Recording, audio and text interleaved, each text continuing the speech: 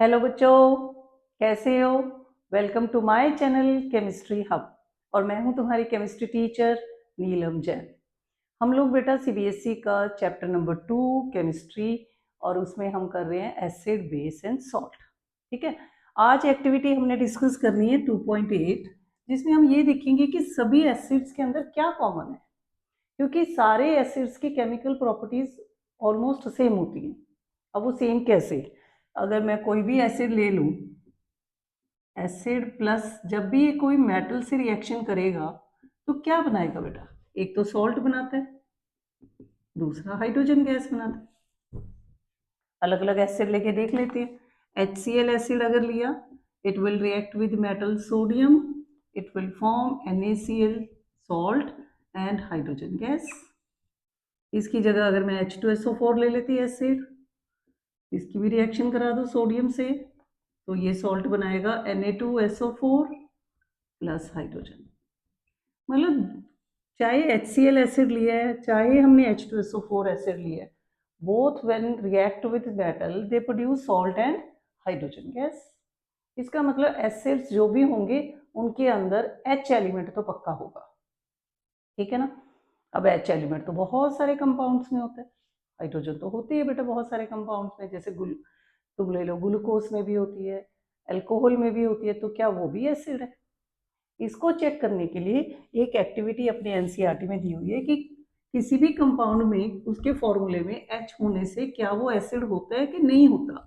तो अगर एसिड है तो उसमें क्या खास बात है। तो उसके लिए आज अपन एक एक्टिविटी कर रहे हैं, उसमें देखो क्या क्या करेंगे।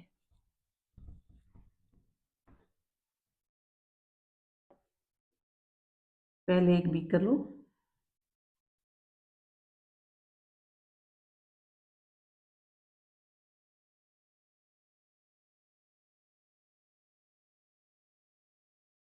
ठीक है। अब इसके अंदर एक रबर का पीस लगा देना है, क्योंकि डायरेक्ट तो आयरन की जो भी नेल्स हैं हम इस तरह नहीं डाल सकते ना। अब हमें 2 नेल्स भी लेनी पड़ेगी आयरन की, क्योंकि हमने बिजली पास करनी है। इलेक्ट्रिसिटी पास करने के लिए कैथोड एनोड तो बनाना पड़ता है, तो इसलिए 2 इसके अंदर हम नेल्स डाल देंगे। एक ये डाल दी, एक और डाल देते हैं। 2 नेल्स डाल दी इसके अंदर। अब इसके कनेक्शन कैसे पूरे करोगे। यहाँ से एक वायर ली, उस वायर के साथ पहले बैटरी लगा दो, एक बड़ी लाइन छोटी, फिर एक एरो इस तरह बना पॉइंट, फिर छोटी लाइन बड़ी लाइन, फिर ऐसे छोटी बड़ी।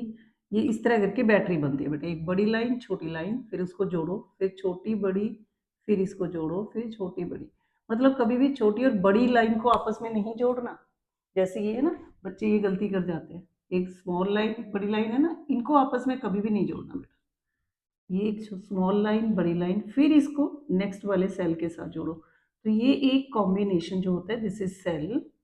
और बहुत सारे ऐसे कॉम्बिनेशन जब हम जोड़ देते हैं तो उसको बोल देते हैं बैटरी। तो एक बैटरी लगा दी हमने, उसके बाद यहाँ पे एक बल्ब लगा देंगे, बल्ब के बाद हमने यहाँ एक स्विच लगा देना, और प्लग भी बोल सकते हो, और इस वायर को यहाँ आके जोड़ दिया। सर्किट कंप्लीट समझ आ रहा है कैसे कैसे बनाया। पहले एक बीकर लिया बच्चे, दिस इज बीकर, फिर हमने इसमें आयरन नेल्स भी डाली हैं, ये इलेक्ट्रिसिटी को पास करने के लिए सर्किट कंप्लीट करना है। दिस वन इज कॉर्क, ये हमारा हो गया plug, this is bulb, and this one is 6 volt battery. बहुत पावरफुल नहीं लेनी, प्रैक्टिकल छोटा सा ही करना है ना, तो 6 वोल्ट बैटरी ले लो। अब ये पूरा अपरेटस जब हमने सेट कर लिया, सबसे पहले हम लोग ये देखते हैं कि इसके अंदर हम HCl एसिड डाल देते हैं। HCl का एसिड डाल दिया बेटा। ये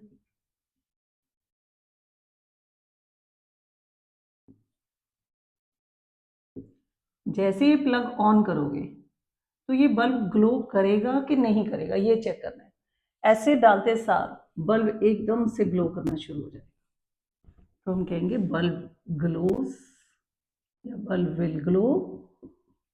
अगर बल्ब ग्लो हुआ है तो मतलब सर्किट कंप्लीट हुआ है भाई, बिजली पास हुई है, करंट कैरी किया इसने HCl ने। तो इससे पता लगा HCl is acid and it conducts electricity. Bulb glow करने से ही हमें पता लगा था बेटा ये सारा, ठीक है। फिर दोबारा से सेकेंड बार प्रैक्टिकल करके देखते हैं। अब की बार मैं H2SO4 डाल देती हूँ। अब सेकेंड टाइम हमने इसके अंदर H2SO4 जब डाला, बल्ब फिर ग्लो कर गया, बल्ब विल ग्लो, तो इसने भी इसका मतलब बिजली कंडक्ट की है। तो जब भी बिजली कंडक्ट होगी तो हम इसको बोलेंगे कि एसिड था, इसने आयन बनाए हैं, H पॉजिटिव और कुछ ना कुछ नेगेटिव चीज बनाई है, आयन्स बनाए हैं। तो HCl ने H पॉजिटिव और Cl नेगेटिव आयन बनाए, H2SO4 ने H पॉजिटिव और SO4 2 नेगेटिव आयन बनाए, ठीक है। अब थर्ड केस में हम क्या करेंगे, ग्लूकोज डाल देते हैं बेटा इसके अंदर।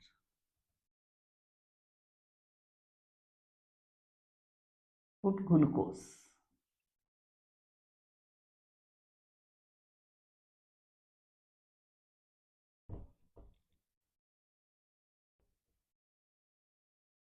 ग्लूकोज का फॉर्मूला होता है C6H12O6। अब इसमें तो बहुत सारे 12 हाइड्रोजन है। जब हमने ग्लूकोज इसके अंदर डाला, bulb will not glow, bulb नहीं ग्लो करेगा। अब अगर ये बल्ब ग्लो ही नहीं कर रहा, इसका मतलब ग्लूकोज बिजली कंडक्ट नहीं कर रहा, तो glucose is not an acid, it is not acid. इसी तरह फोर्थ में दिया हुआ है कि तुम कोई अल्कोहल ले लो, अगर अल्कोहल लिया तो C2H5OH डाल के फिर प्रैक्टिकल करके देखो कि क्या हो रहा है, ये बल्ब ग्लो करेगा कि नहीं करेगा। इस केस में भी bulb will not glow,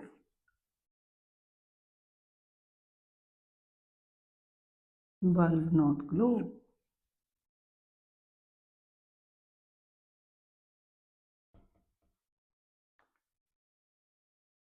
bulb will not glow, तो इसका मतलब ग्लूकोज, जैसे ग्लूकोज एसिड नहीं था तो अल्कोहल भी एसिड नहीं है, इट इज नॉट एसिड। तो एसिड से अब ये इस प्रैक्टिकल से हमें ये पता लग गया कि एसिड ने कुछ ना कुछ ऐसा बनाया जो अल्कोहल नहीं बना पाया, या कहूँ कि जो ग्लूकोज नहीं बना पाया। तो ये कौन कौन से आयन बने, अब हम ये चेक करते हैं कि एसिड ने अगर वहाँ पे कुछ प्रोड्यूस किया था तो वो कौन से आयन थे जिसके कारण ये बिजली कंडक्ट हुई। बिजली को देखो कंडक्ट करने के लिए आयन्स तो पॉजिटिव और नेगेटिव आयन तो जरूरी है, वो नहीं होंगे तो कभी भी बिजली कंडक्ट नहीं होती है। बिजली को कंडक्ट करने तो कटायन एनायन दोनों होने चाहिए। अब HCl एसिड को अगर हमने पानी में डाला, देन it will produce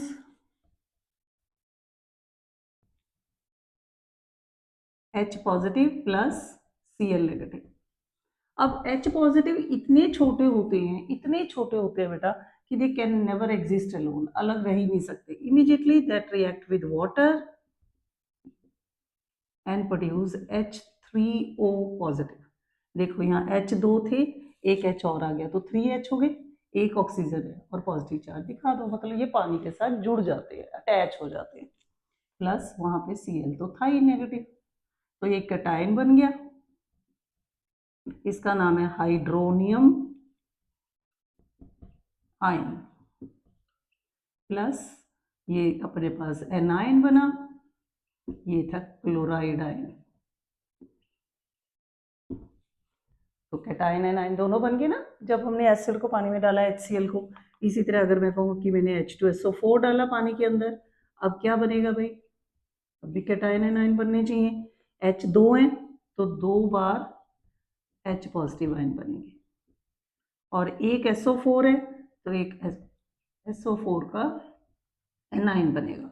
अब ये अकेले तो रह ही नहीं सकते, immediately they react with water and produce H3O positive, ये भी पानी से रिएक्ट करेगा, H3O पॉजिटिव, ये वैसे ही रहेगा, SO4 2 नेगेटिव। तो एग्जाम में ये कभी कभी आ जाता है कि जब हमने H2SO4 को वाटर में डाला तो किस टाइप के आयंस बने, कौन कौन से और कितने बने। तुम कहोगे जब HCl को पानी में डाला तब एक H3O पॉजिटिव आयन और एक Cl नेगेटिव आयन बना, पर जब हमने H2SO4 को पानी में डाला तो 2 H3O पॉजिटिव आयन बने और एक SO4 2 नेगेटिव आयन। तो इस पूरे प्रैक्टिकल से हमें ये समझ आ जाता है बेटा कि किसी भी फॉर्मूले के अंदर H होने से वो एसिड नहीं बन जाता, क्योंकि H अगर वो पानी में रिलीज करेगा then only it will be an acid. तो पानी में वो H किस फॉर्म में रिलीज करेगा? H पॉजिटिव आयन की फॉर्म में। H पॉजिटिव अकेला रह ही नहीं सकता, तो हम बोलते हैं every acid produce H3O positive ion in water, hence it is an acid. ठीक है। बेस के केस में कैसे होगा? क्या रिलीज करेगा बेटा बेस के अंदर? अब बेस में देख लेते हैं हम लोग। कोई भी बेस अगर है तो पानी में उसके लिए भी पानी होना बहुत जरूरी है कि बेस अपना इफेक्ट तभी दिखाएगा जब वहां पे वाटर होगा, और एसिड भी अपना इफेक्ट तभी दिखाएगा। बेस जब पानी के अंदर होता है then again it will produce OH negative ion. ये OH नेगेटिव आयन बनाता है। एसिड ने H पॉजिटिव आयन बनाए थे, बेस ने OH नेगेटिव आयन बनाए। अब नेक्स्ट एक्टिविटी हम इसी के लिए कर रहे हैं कि बार बार मैं तुम लोग को ये बोल रही हूँ कि वाटर होना जरूरी है, वाटर होना जरूरी है। तो नेक्स्ट एक्टिविटी तुम्हारी 2.9, उसमें ये शो करना है कि क्या जरूरी है पानी डालना? विदाउट वाटर के एसिड एसिड नहीं होता। ये बहुत इंपॉर्टेंट चीज है बेटा। उसके लिए क्या किया इस वक्त कि एक टेस्ट ट्यूब ली बेटा, इस टेस्ट ट्यूब के अंदर डाल दिया सॉलिड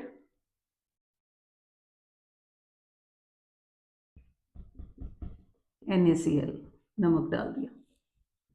अब इसके अंदर हमने डाल देना थोड़ा सा सल्फ्यूरिक एसिड, और वो भी कौन सा? Concentrated sulphuric acid.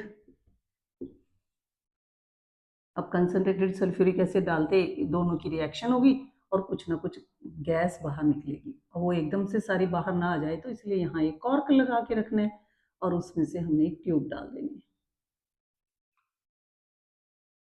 ठीक है। जब ये दोनों चीजें रिएक्ट होंगी तो क्या रिएक्शन होगी बेटा? NaCl हमने लिया, H2SO4 के साथ जब ये रिएक्ट करेगा देन ये तुम्हें पता है बेसिसिटी के अकॉर्डिंग इसमें 2 H है ना, तो एकदम से दोनों नहीं बाहर निकलते, एक एक टर्न वाइज H निकलता है।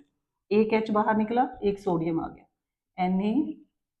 NaHSO4, और जो एक H बाहर निकला था वो Cl से जुड़ के बना देगा HCl गैस। अब यहाँ पे HCl गैस यहाँ से निकल रही है बेटा, दिस इज HCl गैस। अब हमें तो पता है कि HCl तो एसिड होता है, तो इसका मतलब क्या ये गैस एसिड है? एसिडिक गैस है। उसको चेक करने के लिए लिटमस का सोल्यूशन लेते हैं। इंडिकेटर वाला टॉपिक पढ़ के देखना, जब वो मैंने पूरा एक वीडियो उस पे बनाया इंडिकेटर्स कैसे इनको चेक करते हैं। तो जो एसिड्स होते हैं ना, they always acids always change blue litmus to red. Acid में हमेशा बेटा ब्लू लिटमस को रेड कर देना। अब जो लिटमस के सॉल्यूशंस भी आते हैं और लिटमस के पेपर भी आते हैं, छोटे छोटे इंडिकेटर पेपर्स भी मिलते हैं, हम यहाँ पे पेपर यूज करेंगे। तो देखो अब क्या करना है। इस गैस के पास एक ब्लू कलर का अपन ये ब्लू लिटमस पेपर है, और बिल्कुल ड्राई लेना है, ड्राई, पानी में नहीं भिगा के या पानी में वेट करके नहीं लेना।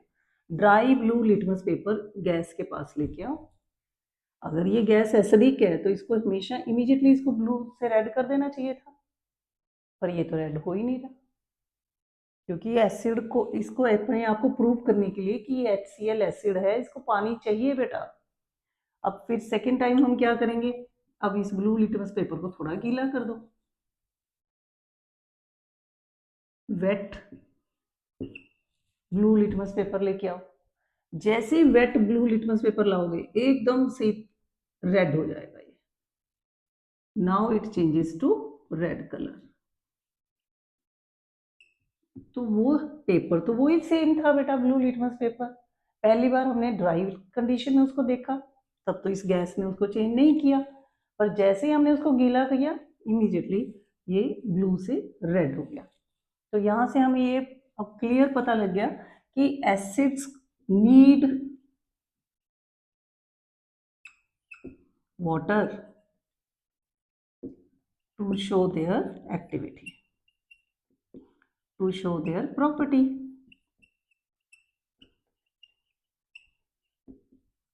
ठीक है ना। तो एसिड्स को पानी की बहुत ज़रूरत है, तभी एसिड अपना एसिड का बिहेवियर दिखाएगा। इसी तरह बेस को पानी की बहुत ज़रूरत है, बेस को भी अगर पानी मिलेगा तभी वो अपना इफेक्ट दिखाएगा। तो ये प्रैक्टिकल देखो, दोबारा से मैं रिवाइज करा देती हूँ। इसमें हमने सॉलिड NaCl लिया, पानी नहीं डाला। फिर कंसनट्रेटेड सल्फ्यूरिक एसिड लिया, जिसमें बहुत ही 1-2 ड्रॉप ही कोई एसिड का होगा क्योंकि कंसनट्रेटेड है। दोनों को जब हमने रिएक्ट कराया तो यहाँ से HCl गैस निकली। अब HCl गैस तो बहुत पावरफुल एसिडिक होती है बेटा, पर उसको चेक करने के लिए कि क्या ये एसिडिक गैस है कि नहीं है, यहाँ पे blue litmus paper dry condition में लेके आओ।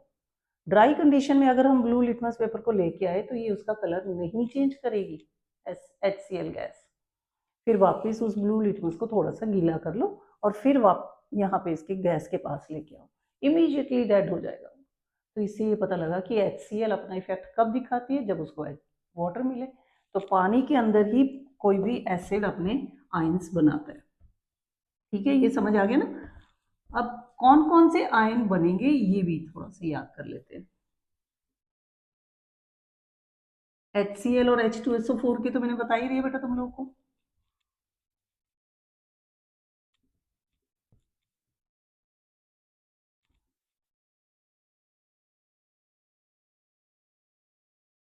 HCl अगर वाटर में जाएगा तो ये बनाएगा H1 है ना, तो एक H वाटर से जुड़ के H3O पॉजिटिव और एक Cl नेगेटिव आयन बना देगा। H2SO4 अगर हम लेते,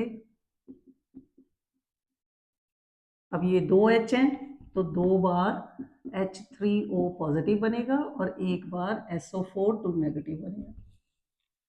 बेस में अगर मैं ले लूँ NaOH वाटर में डाला तो ये क्या बनाएगा, Na positive plus OH negative. Base में हमेशा OH नेगेटिव आयन बनाने हैं। KOH बेस ले लें, वाटर के अंदर ये क्या क्या बना देगा, Na पॉजिटिव, हाँ के का पोटाशियम का सॉल्ट है ना तो पोटाशियम ही बनेगा, K positive plus OH negative. MgOH twice, ये बेस आ जाए अगर एग्जाम में कि इसके बताओ कौन कौन से आयन बनेंगे। अब Mg1 है, Mg ने तो एक आयन बना देना, वैलेंसी 2 होती है Mg की। OH 2 है यहाँ पे देखो, तो 2 बार OH नेगेटिव आयन बनेंगे। K पॉजिटिव भी इसके साथ AQ लिख दो क्योंकि ये वाटर के अंदर ही सॉल्युबल हो जाता है। Is it clear. तो ये तुम्हारी नेक्स्ट एक्टिविटी थी 2.9, जिसमें हमने किया कि कोई भी एसिड को अपना इफेक्ट दिखाने के लिए वाटर की जरूरत होती है। बेस को भी इस तरह अपने आप को शो करने के लिए कि वो बेस है, उसको भी पानी चाहिए। अब नेक्स्ट एक और छोटी सी एक्टिविटी है तुम्हारी, वो है 2.10 कि अगर एसिड में हम पानी डालें तो क्या वो रिएक्शन एक्सोथर्मिक है कि एंडोथर्मिक है, वहां पे हीट एब्जॉर्ब होगी कि हीट रिलीज होगी। एक्टिविटी 2.10,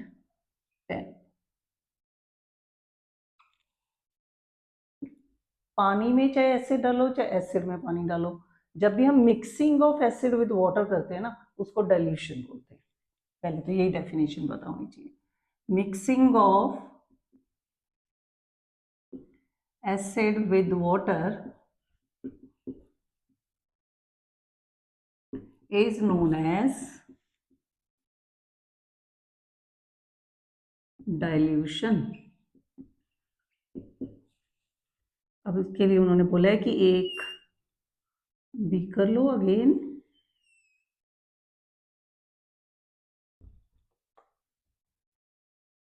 इसमें पहले से ही बेटा वाटर ले लेना है, बस ये ध्यान रखना है। टेक वाटर फर्स्ट, अब इसमें ड्रॉप वाइज एसिड डालना शुरू कर दो, एक एक एक एक ड्रॉप इसमें एसिड के डालो और इसको अच्छे से शेक करना शुरू कर दो। फिर तुम इस बीकर को बाहर से हाथ लगा के देखो, बाहर से, अंदर से नहीं, बिल्कुल भी टच करके देखो, एकदम जो बीकर है इट बिकम्स हॉट, एकदम गरम गरम हो जाएगा। अब बीकर अगर गरम हो गया है तो मतलब जब भी एसिड और वाटर आपस में मिक्स होते हैं, heat is released, heat is released and so it is an exothermic reaction.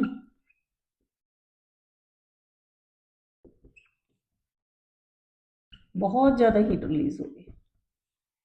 जब मैंने फर्स्ट वीडियो बनाई थी इस चैप्टर की, उसमें पूरा बताया था कि एसिड में पानी डालना है या पानी में एसिड डालना है।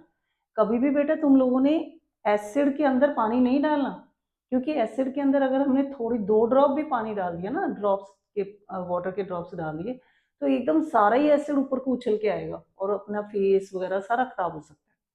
तो जब भी कभी एसिड में पानी को मिक्स करना है तो हमने क्या करना है, पहले पानी लेना है, फिर ड्रॉप ड्रॉप करके उसमें एसिड डालना है। अब जो हीट रिलीज होगी वो वाटर एब्जॉर्ब कर लेगा और इस कारण से वो एसिड ऊपर को उछल के बाहर नहीं आएगा, it will not splash on your body. ठीक है, तो ये एग्जाम में 2 नंबर 3 नंबर में क्वेश्चन डालते हैं कि how we mix water with acid. तो क्या हम एसिड पहले लेंगे कि बाद में लेंगे? तुम कहोगे पहले पानी लो और फिर उसके अंदर एसिड डालो, और वो भी ड्रॉप वाइज, एकदम सारा ही नहीं ऐसे डाल देना। Is it clear? अब लास्ट इसमें है कि जब हमने ये एसिड में पानी मिक्स किया तो H पॉजिटिव आयन की कंसंट्रेशन इंक्रीज हुई कि डिक्रीज हुई? तो हम कहेंगे H positive ion concentration decrease, पानी डालने से कम हो जाती है, पर यूनिट वॉल्यूम। ये साथ में जरूर लिखना है। पर यूनिट वॉल्यूम का मतलब जैसे मान लो कि मेरे पास ये बीकर था, यहाँ इतनी इतनी जगह पे पहले पानी था, उनमें मान लो हमारे पास 1000 H पॉजिटिव आयन थे, और ये इसके अंदर जब एसिड डालते गए एसिड डालते गए तो पानी में एसिड ने, ठीक है, आयंस तो अपने H पॉजिटिव दिखाने हैं, पर वो पानी ने भी तो बेटा जगह घेरनी है।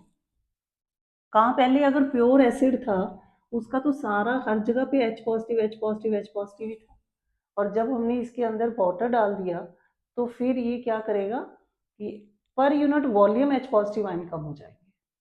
तो ये एक एनसीईआरटी का क्वेश्चन है कि जब भी हम कभी एसिड को डिल्यूट करते हैं तो H पॉजिटिव आयन की कंसंट्रेशन को क्या होता है, चाहे तो H पॉजिटिव लिख दें और H3O पॉजिटिव आयन लिख दें, बात एक ही है। तुम कहोगे H3O पॉजिटिव आयन की कंसंट्रेशन कम हो जाएगी पर यूनिट वॉल्यूम, ठीक है, वैसे नहीं कोई कम हम कहेंगे, एक यूनिट एरिया में, क्योंकि पानी ज़्यादा चला गया ना बेटा, उतने से छोटी सी जगह में पानी जितना ज़्यादा जाएगा तो पानी ने तो क्या होता है, इक्वल अमाउंट में H भी बनाने हैं, OH भी बनाने हैं, तो पर OH भी तो आ गए ना बेटा उसके बीच में।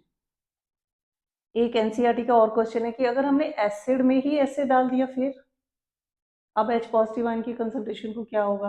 तुम कहोगे तब तो H पॉजिटिव आयन बढ़ेंगे, ठीक है ना, क्योंकि एसिड में एसिड ही डाली जा रहे तो H पॉजिटिव आयन तो बढ़ेंगे ही बढ़ेंगे बेटा। फिर एनसीईआरटी में एक ये भी क्वेश्चन है कि बेस के अंदर अगर हमने बेस डाल दिया फिर क्या होगा? तुम कहोगे जितना ज़्यादा हम बेस के अंदर और बेस डाली जाएंगे OH नेगेटिव आयन की कंसंट्रेशन बढ़ती जाएगी, ठीक है ना। तो ये 3 केसेस हम याद रखने हैं तुम लोगों ने, कि फर्स्ट है कि एसिड में पानी डाला तो क्या हुआ,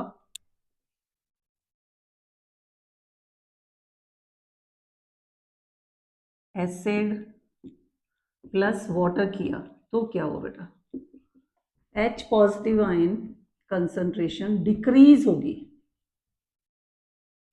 पर साथ में क्या लिखना है, पर यूनिट वॉल्यूम। एसिड में अगर हमने एसिड ही डाला तब H positive ion concentration increase पर यूनिट वॉल्यूम, ठीक है। बेस के लिए भी ऐसे ही बोल देते हैं, बेस में अगर हमने वाटर डाला तो OH नेगेटिव आयन की कंसंट्रेशन पूछेंगे, OH negative ion concentration decrease पर यूनिट वॉल्यूम, और बेस के अंदर बेस ही डाला तो क्या होगा बेटा, OH नेगेटिव आयन कंसंट्रेशन बढ़ जाएगी, कंसंट्रेशन इंक्रीजेस पर यूनिट वॉल्यूम। क्लियर है? तो ये सारा हुआ हमारा एक्टिविटी 2.10, और उसमें डिल्यूशन करके क्वेश्चंस बनाए हुए हैं एनसीईआरटी के अंदर, उनको अच्छे से आप ये वीडियो देखो और फिर क्वेश्चंस को समझो। बिल्कुल स्ट्रेट फॉरवर्ड आंसर है कि व्हाट, कभी भी हमने एसिड में पानी डाला तो क्या होगा, एसिड में एसिड डाला तो क्या होगा, या बेस में पानी डाला तो क्या होगा। तो ये सारे आंसर्स मैंने तुम्हें क्लियरली बता दिए। तो आज हमने टोटल 3 एक्टिविटीज़ की हैं, 2.8, 2.9 एंड 2.10। अब नेक्स्ट जो वीडियो मैं बनाऊंगी वो पीएच के ऊपर बनाऊंगी। तो जिन बच्चों ने, जिनको पीएच बहुत मुश्किल लगता है, तो वो मेरी नेक्स्ट वीडियो जरूर देखना बेटा।